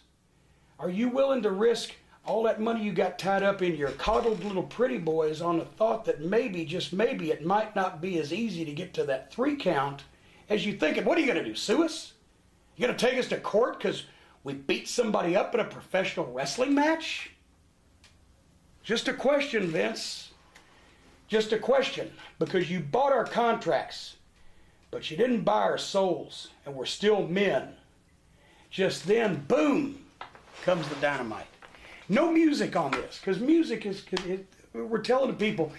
Have you noticed, by the way, when somebody's getting the shit kicked out of them, somebody comes to make a save, music hits. If I'm getting a shit kicked out of me and my friend's got to wait for his fucking entrance music to come and help me out, yeah, if I need friends like that, I don't need friends, I need enemas, or whatever the fuck the saying is. Here, out of the entranceway where they should be, since they work there, comes the WWF wrestlers, led by Stone Cold Steve Austin, who looks, and now there's another roar from the crowd, and they stay on the stage. So you've got the WCW guys down on the floor around the ring. You've got Bischoff in the aisleway. You've got Vince in the ring. Maybe Bischoff steps in the ring, who knows. You got the WWF guys at the entranceway. And Austin says, wait just a damn minute. First of all, Bischoff, you little weasel, I remember you, you gutless prick. You fired me over the telephone, so fuck you. Vince, what are you trying to do? You're trying to play some kind of power trip, and you're using us as your little toys? Just because you've been, for the past 20 years, you've been comparing penis sizes with Ted Turner, and now you finally figured out yours is just a little bit bigger than his is, and you've ended up with this whole thing. Now what you're going to do is you're going to put us in the ring with a bunch of guys that are going to try to hurt us, and you think we're just going to stand there wide open with smiling, with our teeth ready to be knocked out and our arms wide open, ready to be kicked in the balls? You got to be out of your mind. I don't know what you think you're trying to pull here, and I don't know what Bischoff is trying to do. And Rick Nate, I'll tell you what, I respect you. I don't respect everybody in that group of yours, but I respect you. But I'll be goddamned if any of us here in the WWF are just going to stand there and let shit like that go on. And we got families to feed. We got wives, we got kids, we got bills to pay, and we don't need to be out of work. We don't need to be hurt just because you got some kind of feud with somebody else going on. You're going to put us in a position like that. So as far as I'm concerned, Vince, if you want to fight Eric Bischoff, I'll sit down in the front row with some popcorn and watch it. But if you expect us to get in the ring with any of these pricks over here and get our asses kicked, then we're going to start kicking back and maybe even first. Now this shit's starting to fucking bubble up like a goddamn little cauldron, right? The people would believe that Vince McMahon is an executive who would make other people fight and suffer for his good. They would believe that Eric Bischoff is a weasel who wants to save himself at everybody else's expense and wants to save his job. They would believe that the WCW wrestlers who have been on the losing end of things all of a sudden now are saying, well, God damn it, we may have to do a job without coming out and actually saying that, but we don't have to do it easy. And somebody may get hurt and accidents do happen. And they would believe that then the WWF guys, who it's their home field and they own they don't own the place, but they've gotten the place over and they're on the winning side, and all of a sudden they're being expected to get in the ring with a bunch of guys that ain't going to work with them. And the only one that isn't there, and this is where we make one concession to showbiz. The only guy that isn't in the WWF group is The Undertaker. Because since it is actually the greatest gimmick in the history of the world, and nobody could ever have done this any better than Mark, the one guy that isn't there is The Undertaker, because right as Austin finishes that, and then there's Vince is starting to say something, and Eric's lip is trembling, and Flair's fucking hot and taking his tie off and throwing his jacket down, and everybody's ready to go. Boom! Blackout, lightning, big screen. It's The Undertaker. And I can't do The Undertaker's promo, but he would say something to the gist of, Vince McMahon, I know you, and I know what kind of person you are, and I know that you will make other people suffer for your own gain. Eric Bischoff, I don't know you, nor do I care to. I see two groups of people that are about to be at odds, and it don't look like there's an easy solution. And as far as I'm concerned, I'm on nobody's side, and I trust nobody. And when I get in the ring with anybody from either side or both, I'm going to make sure to protect myself at all times and do unto others before they do unto me. If anyone tries to take food away from my table, if anybody tries to take my livelihood, if anybody tries to take liberties with me, they will be dealt with from one side or the other. It makes no difference. I have no friends. May you all rest in peace. Bong! Credits, fucking rap, boom. Raw's off the air, and people are going, what the fuck is going on here? Say what you want. Those guys are mad. That's all it takes is doubt. They have to believe. Now they want to see what's going to happen next week, right? So they tune in next week. You know what happens next week? Nothing. You know why? Because Vince McMahon is so fucking shook up by shit happening that he didn't count on, that for the next 2 or 3 weeks at least, the announcement is made, ladies and gentlemen, Vince McMahon is rethinking his acquisition of WCW as far as the utilization of the talent that he has purchased, and will be having an announcement on Raw in the next couple of weeks. Don't miss an episode. We don't know when it's coming ourselves. And WWF action goes along just as it's been going along, but everybody's asking. And for once, maybe somebody in that fucking office could keep a secret and not leak shit on the internet.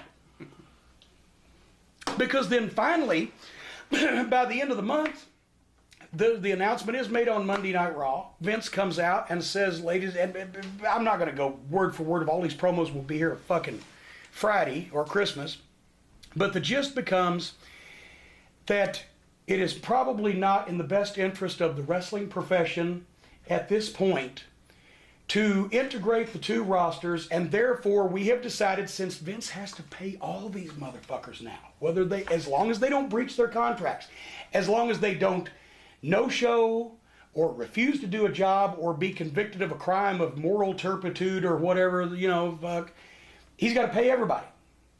So now he's got all this shit going out and no way to really make any money off of it without having a mutiny or an incident. He could be civilly liable or criminal, whatever. We're going to keep them separate, ladies and gentlemen. Monday night will be Raw with the WWF roster. Thursday night will be Nitro with the WCW roster, with slight alterations for the immediate future. Now, you said, because see, remember WCW for a year and a half, the ratings had been dropping like a turd in a punch bowl. Talent had been back and forth and everything was up in the air, and Bischoff ran the place like a fucking Chinese fire drill. And the fans had run off, and the old real wrestling that the Southern people knew had gone away, and they were trying to copy Vince and everything, so you got to rehab the promotion. So now you've given the people a reason to start watching again, see what's going to happen. And then you actually do, this is the perfect opportunity, all of a sudden, all the silly skits get geared back. Because now all the talent's in a more serious frame of mind. At the same time, there's no competition. You don't need to hot shot. You're competing against yourself. You don't need to hot shot. You don't need to have an angle every 15 minutes or fearing somebody's going to switch the channel. You can start developing your talent. You can start developing the logic of your universe. WWF goes along kind of like, well, not even kind of like it was. You take out all the silliness, all the skits. If I was booking, it's what I do. You make it more of a sports-based presentation again. Instead of guys in the locker room with a camera on them and they're plotting a bank robbery, wrestlers are the worst criminals in the world. They plot illegal tactics. There's a goddamn national television camera, You have an announcer interviewing guys about their matches, or here's a newcomer, we're going to get him over. It like a sports program, because you want to be a little more serious. And over at WCW, you're doing the same thing, but also you're rehabbing WCW as a promotion in the eyes of its viewers. We're not going to drop things and leave you hanging. We're not going to switch belts willy-nilly. We're not going to have celebrities come in here and beat people for titles. We're not going to have fucking ridiculous stipulation matches. We're going to give you action and excitement with our top athletes. People are going to win and lose.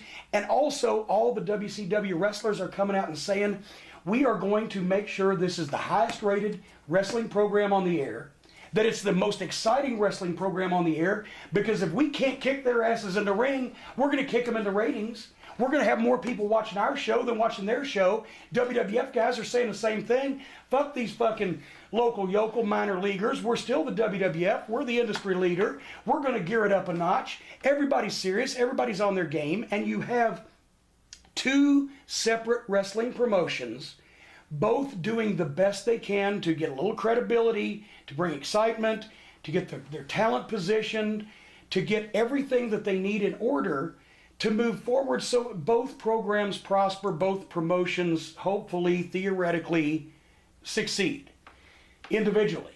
But you want to talk about talent, or you want to talk about...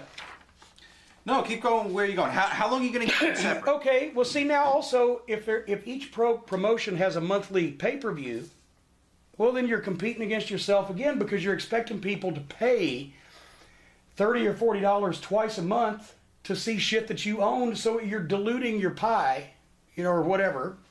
What kind of pie? We got peach pie, you got, smell. So you start alternating. Let's say May is the WCW pay-per-view. June is WWF King of the Ring. July is WCW. August is SummerSlam WWE. So the first thing you do,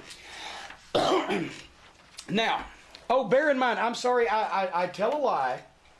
Vince would also have announced on that first night, if anybody has any problem, or maybe the second week, if anybody has any problem with what I'm doing and wants to fucking jump ship, go to the other side, more power to you. Tells all his boys in the WWF. Guess who steps up and says, you know what, I don't like what you're doing, I don't like what you're saying, I want to go over there. Chris Benoit. And before we go any further, and this is totally serious, if everybody says, well, why is he talking about Chris Benoit? Chris Benoit, I considered, I wasn't close to him, but we were always friendly. He was always great to me. I knew him on and off for almost 15 years. I'm in the unique position also of, he killed somebody that I've known for 20 years and who was married to a guy that I've known for 25 years and who was not only a friend of mine, but also a teacher. So I'm going to act like that never happened, never will happen in this world, in this fantasy universe that we've got here. Chris Benoit was the same person that we always knew him to be, the greatest kid on the planet Earth, and he never went crazy, okay? Chris Benoit, back to our entertainment. Chris Benoit skips over, and Vince is hot about it. So on the first WCW pay-per-view, he decides, I'm going to send somebody over there because he can book the matches because he owns the promotions. I'm going to send somebody over there to teach Chris Benoit a lesson. And that would be William Regal. because everybody who knows enough to know what's going on knows that Chris Benoit's a tough son of a bitch, and William Regal, the Snake Pit, England, the Billy Robinson fucking lineage, etc., etc., these guys are going to have it out because William Regal, his job may depend on teaching Mr. Benoit a lesson. Now what you do is I sit down as booker with both those guys and say, look, here's what we need to do. You guys, and by the way, this is a pay-in proposition. You're not getting your wrestling payoff, even if it's pay-per-view, WCW pay-per-view, who knows what it's going to do. We agree on a price, whether it's $20,000 a piece or whatever the fuck it is, because it's not like Vince is short on fucking money. He didn't start a football league that week, so he's got some extra cash laying around. Have a gentleman's agreement. No straight punches to the teeth or to the nose. You're not going for each other's balls. Nobody's going to fish hook, whatever. But you are going to have a fight and work it. Shit's going to land. And I mean, tell me neither one of these guys has done this before or would do it, especially for big money. I'm not trying to be some fucking prick here telling guys to go out and fight, and I'm saying we're making a business proposition. Will you do this? If you say no, then I'll find somebody else, and it's not going to, fucking affect your job, but I think they're perfect for it. They're going to get a payoff for getting out of control. And when they get in the ring, first they're going to start wrestling, and it's going to be more or less not really an MMA match because that has some rules, but it's going to be the old-fashioned fucking two guys in the gym going to settle this, which gets out of hand and somebody starts throwing a few fists, and pretty soon you got somebody whose eye busted open and they're bleeding and somebody's got a black eye, and it gets out of hand to the point where the referee fuck this calls for the bell for no apparent reason, and some other referees and maybe even security, and I'm not talking about the fucking t-shirt security couldn't keep security in goddamn kindergarten. I'm talking about real. This is a serious situation. You make it look like that these guys have gone off and they are swinging and throwing and somebody's going to get hurt, and you're pulling both of them off of each other. And this got completely out of fucking hand, and several people had to get involved and break it up. And people are shocked, and you go to the long fucking on camera because you get off of it before it's even done. It's not like they pull them apart and they go back together and pull them apart again and dwell on it, and the announcer's saying, oh my God, it's breaking down. No, it's like the shit happens, people hit the ring, and all of a sudden you're watching the announcer go, well, coming up later on, ladies and gentlemen, we've got the fucking end of the tag team title tournament or whatever, right? Get off of it. People are going to sit there and go, fuck, okay, now we get it. These motherfuckers, when they fucking invade each other's area, there's tempers flaring and shit's going to take place. And then Benoit goes back to WCW Nitro the next week, and his fucking eye's out to here, and he's got the fucking stitches. And Regal on Raw, whatever, and shit, okay, now, then maybe on Nitro, maybe Arn Anderson now. And see, Arn Anderson, because he can't wrestle, but Arn Anderson's not a TV commentator. I'm not saying he couldn't do it. I'm saying it's a waste of his talents as one of the great workers in the history of the business and one of the great talkers in the history of the business. He becomes a spokesman for some of the wrestlers, and potentially, and later on, Chris Benoit's personal manager. Because that's one thing poor Chris couldn't do, cut promo. He brings Chris Benoit and he says, look at what this has done to this man's face, this whole conflict. A bunch of promoters fighting with each other over millions of dollars, and this kid ends up the worse for it. Well, that's bullshit. Wrestlers have a code. Promoters have no code.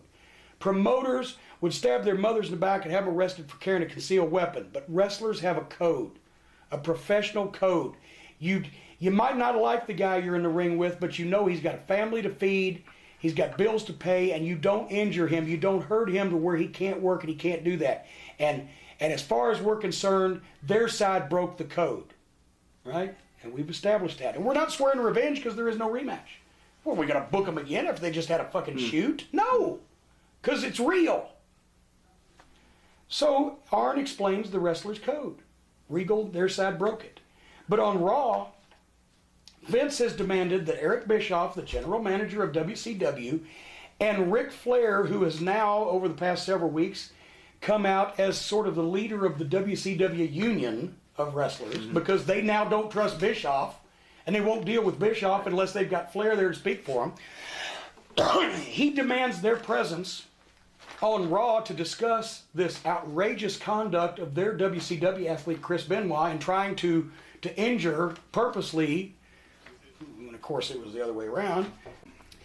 So anyway, Bischoff as the general manager of WCW and Flair as the representative of the wrestlers have been called to Raw by Vince McMahon to answer the charges about this horrible situation that's going on where Regal and Benoit got out of control, and Benoit, WCW's representative, obviously was being unprofessional, so they're there and they're going to air this out in the ring because Vince is hot and wants to. And Flair comes out and says, he immediately knows that Vince is trying to make him look bad, but the people that saw it know what happened, and he's not gonna put up for anybody chastising any of his wrestlers because he was defending himself, and basically, we start getting a little creative here, but we still have to keep people believing that this could actually happen. So Vince says, okay, well, I'll tell you what, Flair, since you're here, I don't know whether Mr. Bischoff informed you. No, he didn't inform me of what. Well, that you're wrestling tonight on Raw. Okay, yeah, we've picked up a new talent. We want to test him out against an old pro and see what he's got.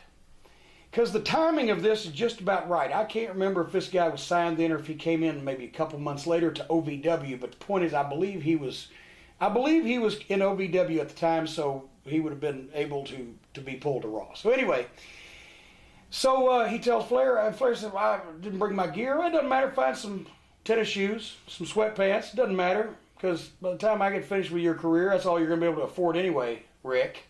But you're going to be wrestling tonight against a guy I think he's going to be probably our next big thing. His name's Brock Lesnar. He's the 2000 NCAA heavyweight wrestling champion, and he's got an agent that really doesn't like you very much. His name's Heyman. I think he said you fired him once, maybe twice, back in WCW a few years ago, because Flair did fire Paulie at least once. I was there for one of them, if not more. They book Flair against an NCAA champion shooter who was barely trained in professional wrestling. So we know with a guy that's advising him that's a noted fucking liar and hates him. So when the match comes about and Flair's got to do it, it's supposed to be a professional wrestling match, but what's going to happen? He can't breach his contract, otherwise he'll go home. We're taking a few liberties here. Mm-hmm. They start the match. Flair goes to lock up. Brock's standing there with his arms at his sides. Flair goes to lock up again. Brock double legs him, takes him down. Flair grabs the ropes real quick. Referee backs it up. Flair comes up and chops Brock. Brock just looks at him. Chops him again, just looks at him, goes to take the arm. Brock just jerks it away. Okay, he's not cooperating. We know where this is going. So Flair, being an old pro, and also because he can throw a hell of a fucking working punch and lay it in if he needs to, hauls off and blisters Brock right now. Brock's in the UFC right now. And they paid him $250,000 a year to learn how to wrestle, so let's once again say that we're making it worth his while, take a couple of shots from Flair. And Flair throws it and blisters him right in the fucking eye, and Brock immediately takes him down. Now you've got a 25-year-old monster who's just come out of the NCAA tournament against, no matter what kind of shape that Rick was in, and no matter what kind of athlete he was, twice as old, a lot smaller, and not prepared for competition at that particular point. And Brock's taking him down, and Flair now is becoming the dirtiest player in the game, and he's going for the eyes, and he's going for the ears, and it's getting a little ugly. But it doesn't last long because Brock, like he did with Frank Mir, gets on him, a couple of hammer fists, and locks some kind of chicken wing or something, and he's stretching Flair's, and everybody knows Flair's had a bad shoulder. Had rotator cuff problems, blah, blah, blah. He locks that fucking thing on, and he's cranking and going south with it, and Heyman is screaming, red in the face, like he'd get. Rip it out, rip it out. And Vince is standing back there grinning. And basically Flair screams, and then finally Brock lets go, and Flair's fucked. He's ripped his shoulder out. And that's the way that segment is, and Brock has been introduced. And he won't be a big deal in the WWF for a while because we just needed a noted shooter to come in and do that. Mm-hmm. And he's going to go to developmental, but he's going to be back and he'll be undefeated. But see, here's the thing. Here's another thing. With these rosters, while at the same time WWF is doing their program and WCW is doing their program, try to be the best wrestling program, on those programs, I'm featuring the young talent, the Edges and Christians, and the Kurt Angle had only been up there a couple of years at that point, so technically he'd be a young talent. And we'll talk about the roster here in a second. But a lot of these guys underneath that are not stars, that had not been identified with one promotion or another as of yet, because this was 8 years ago, but I need young talent. I'm going to be featuring them underneath in their own promotion. But for the sake of the crossovers, stars, shooters or tough guys, and whipping boys. That's what I need to cross over because we need to keep it believable. So now that has happened, guess what happens? Jim Ross, like Ed Whalen in Calgary, gets up and walks off in protest. This is the most unprofessional thing I've ever seen in my life. I'm not going to have a part of it. And he walks off the fucking broadcast. And Vince says, that's fine. I know where your sympathies lie. I know where your fucking heart is. You want to be back down there down south with your wrestlers. Well, Jim Ross, I own you too. So go ahead. Go on back to WCW. I'll get a real broadcaster. Michael Cole, he's done the news. Think Vince can make that believable? He's been trying to get rid of JR for 10 fucking years, even though he's the best there's ever been. Guess who else walks off? Mick Foley. Because Mick Foley, the one thing that people know, he genuinely is the nicest guy in the wrestling business. And he doesn't like what's happening, and he decides that he is going to, because he saved his money, everybody knows that too, he's going to quit. He's going to retire. He walks off from the promotion and retires from wrestling. And I base this on after Vince screwed Brett, Survivor Series 97, who didn't come to TV the next day besides Owen and people in the family, Bulldog? Mick Foley did not come to TV because he was upset that he, truth in Cactus, if you see this, you were upset that a wrestler couldn't trust a promoter. When you think about it in hindsight, but they nominated me to call Cactus and talk him into coming back because we had a good relationship, and I did. I called him at night, and the way I got him back was I said, look, this guy just got screwed. He got screwed in a job where he's making $2 million a year, so he can go down somewhere else and make $3 million a year. And you're not going to come back to TV to protest this screwing. Is he going to write you a check for your annual salary out of that $3 million he's getting? If not, Cactus, come back for you. And he did. He's, you're right. Well, I don't even know if he said I was right, but he came back. So Mick Foley walks off and quits. And henceforth, and forthwith, all the interpromotional matches are now being billed as code suspended, which means the professional code amongst wrestlers is not in effect when a WWF guy faces a WCW guy. Just so we got that straight. So the June pay-per-view, the King of the Ring. Now who do we want to humiliate?